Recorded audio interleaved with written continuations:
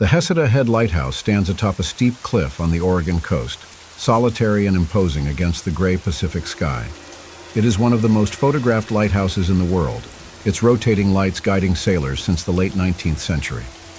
But behind the picturesque beauty of the place, there is a dark legend that haunts the region, a tale of lost love and a desperate mother who still wanders in search of her drowned daughter. Claire was never a superstitious person. As a landscape photographer, she was used to traveling alone to remote places, capturing the untouched beauty of nature. When she heard about the Heceta Head Lighthouse and its reputation as a haunted place, she was skeptical. To her, the story was just another tool to attract curious tourists and amateur ghost hunters. Determined to capture the beauty of the place at sunset, Claire drove to the Oregon coast on a cloudy October afternoon. The cold wind blowing from the ocean seemed to cut through her coat, and the sound of the waves crashing against the rocks was both soothing and unsettling. When she arrived at the lighthouse, she was captivated by the view. The steep cliffs, the rough sea, and the white lighthouse contrasting with the gray sky were the perfect composition for her photos. After spending the day exploring and taking pictures, Claire decided to spend the night at the old keeper's house, which now operated as a bed and breakfast. The owners, a friendly elderly couple, welcomed her warmly but with a warning. "You'll be alone tonight. We don't get many guests this time of year. And, well, some people say the house can be a bit active at night." Claire smiled, not giving much thought to the comment. She had stayed in supposedly haunted places before and had never experienced anything beyond an eerie silence. As the sun began to set, she walked up the trail to the lighthouse to capture the last light of the day. The lighthouse's beam slowly and steadily swept through the darkening sky, cutting through the growing darkness with an almost hypnotic precision. As night fell, the lighthouse seemed to come alive. The wind picked up, whistling through the cracks in the windows and creating dancing shadows on the walls. Claire continued taking pictures, but soon noticed something strange. In one of the images, which she reviewed on her camera's display, there was a ghostly figure in the background, in the lighthouse window. It appeared to be a woman dressed in old-fashioned clothes, looking out at the sea. Claire blinked, confused. She was certain she was alone, yet the figure was there, clear and distinct. Determined to investigate, Claire entered the lighthouse, climbing the metal steps leading to the top. Each step echoed off the narrow walls, and the air seemed to grow heavier as she ascended. When she reached the top, where the rotating lens of the lighthouse cast its beam over the ocean, Claire looked around, expecting to find someone. But the place was empty, except for the constant hum of the lighthouse's mechanism and the distant roar of the waves. She stood there for a few minutes, trying to make sense of what she had seen in the photo, but there was no logical explanation. She decided to go back down and return to the inn, feeling a growing unease. That night, as she reviewed the photos on her laptop, the image of the figure in the window continued to haunt her. Claire zoomed in on the image, trying to find some detail that could explain the figure, but the more she looked, the more convinced she became that what she had captured was not of this world. As she prepared to sleep, the wind outside seemed to intensify, making the windows rattle. The keeper's house, cozy during the day, now felt full of shadows and unsettling sounds.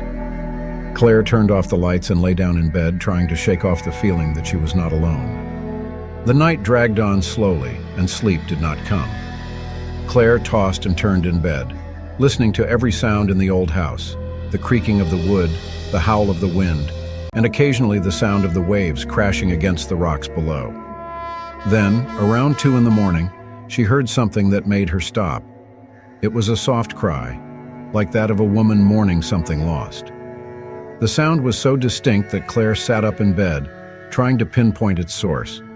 She got out of bed, her bare feet touching the cold floor, and followed the sound to the hallway.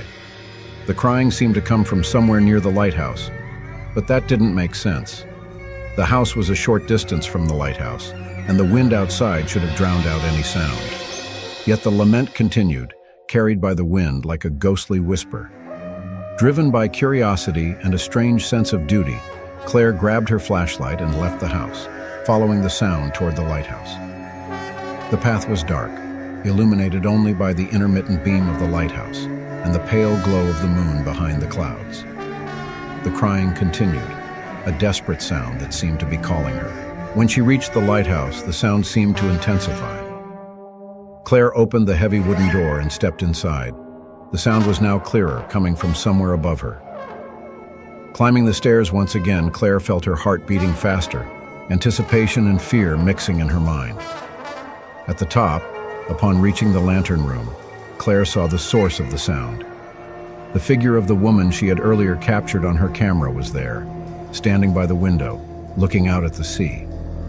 She was dressed in an old white dress, stained with salt water, and her long wet hair hung over her shoulders. The woman's face was marked by despair, her eyes fixed on the dark horizon, as if searching for something or someone. Claire stood frozen, unable to believe what she was seeing. She tried to call out to the woman, but her voice came out weak and trembling. The figure then slowly turned to Claire, revealing a pale and sorrowful face, with tears streaming down her cheeks. "My daughter," the woman whispered, her voice heavy with pain. "I can't find her." Before Claire could respond, the woman disappeared, leaving only an echo of her voice in the air. The lighthouse was silent again, except for the constant sound of the waves and the wind. Claire remained there, trying to process what she had just witnessed. She knew she had just encountered the ghost everyone spoke of, the woman who still searched for her lost daughter, drowned in the sea many years ago. The next morning, Claire left the inn with mixed feelings. She had come in search of beautiful photos, but left with an experience she would never forget. The story of the Heceta Head Lighthouse now had a new meaning for her. It was not just a legend to attract tourists, but a reminder of the eternal pain of a mother who still wandered the cliffs, trapped in an endless cycle of searching and despair. And you? Do you believe in ghost stories? Or do you think everything has a logical explanation? Stay with us, because what you just heard is only one of the many haunting tales we have to share. Sometimes the line between the world of the living and the dead is thinner than we imagine.